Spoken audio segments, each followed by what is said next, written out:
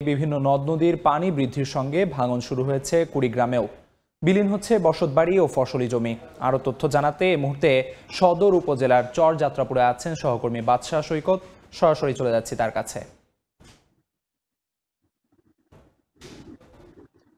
কুড়িগ্রামে কিন্তু যে নদ নদী রয়েছে প্রায় 5টি প্রধান নদ নদী, ব্রহ্মপুত্র, ধরলা, তিস্তা, দুধকুমার এবং গঙ্গাধর।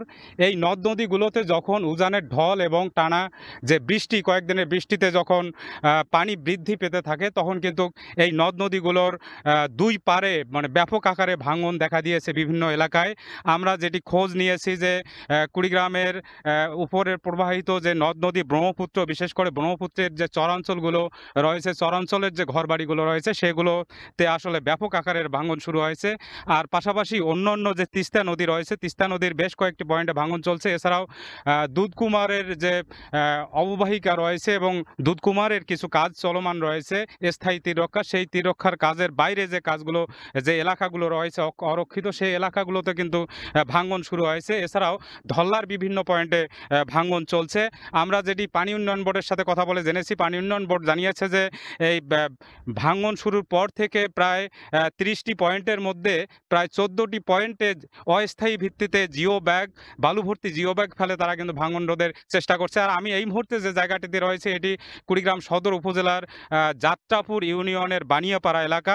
এই এলাকার মানুষের সাথে আমি কথা বলেছি, তারা আমাকে যেটি জানিয়েছেন যে এখানে আসলে গত 4 বা 5 বছর থেকে যে ভাঙন অব্যাহত রয়েছে, অর্থাৎ এই জায়গাটি হলো ব্রহ্মপুত্র এবং দুধকুমার নদীর মোহনা।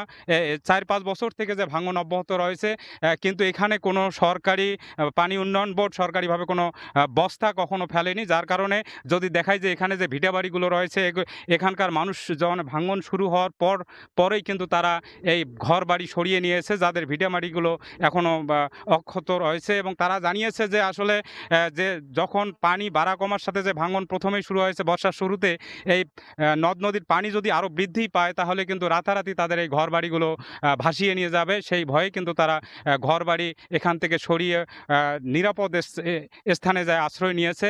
এবং এখানকার লোকজনের সাথে আমরা কথা বলেছি, যারা আসলে নদীর কিনারে যাদের ঘরবাড়ি রয়েছে, অর্থাৎ ভাঙনের হুমকিতে যাদের ঘরবাড়ি পড়েছে, তারা কিন্তু জানিয়েছেন তারা খুব দুশ্চিন্তায় রয়েছেন। তারা কিন্তু জোর দাবি জানিয়েছেন যে যদি নদী ভাঙন রোধে এখনই যদি কোনো ব্যবস্থা নেওয়া না হয়, তাহলে কিন্তু তাদের এই ঘরবাড়িগুলো আর একটু পানি বৃদ্ধি পেলে এবং উজান থেকে নেমে যদি ঢল নেমে আসে, তাহলে কিন্তু তাদের এই ঘরবাড়িগুলো থাকবে না। এ কারণে তারা কিন্তু চরম দুশ্চিন্তায় রয়েছেন। আরেকটি বিষয় হলো যে আমি খোঁজ নিয়েছি যে বিশেষ করে চরাঞ্চলের যে ঘরবাড়ি বসতি রয়েছে, সেই বসতিগুলোর বিষয়ে আমি জানতে চেয়েছি পানি উন্নয়ন বোর্ডের কাছে। পানি উন্নয়ন বোর্ড যেটি জানিয়েছে যে আসলে চরাঞ্চলের যে ভাঙন, সেটি প্রতিরোধে কিন্তু সরকারি কোনো ব্যবস্থা নেই। আর যেগুলো মেইন স্ট্রিমের জমি রয়েছে, সেগুলোতে যদি গুরুত্ব বিবেচনা করে তারা কিন্তু ভাঙন রোধে অস্থায়ী ভিত্তিতে কাজ করছে।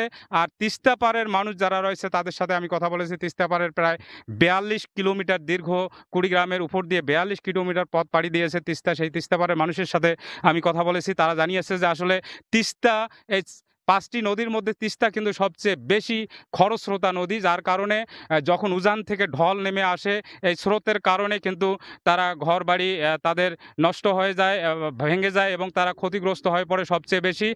এই কারণে কিন্তু তিস্তা পাড়ের মানুষ, যেহেতু অন্যান্য নদ নদীতে তীর রক্ষার স্থায়ী কাজ চলমান থাকলেও কিন্তু তিস্তা মহাপরিকল্পনা বাস্তবায়নের আশায় সেখানে কোনো স্থায়ী কাজ নেওয়া হয় না। এজন্য তিস্তা পাড়ের মানুষের সবচেয়ে দুশ্চিন্তাটা বেশি এই ভাঙন নিয়ে। এই ছিল কুড়িগ্রামের নদ নদীর ভাঙনের সর্বশেষ।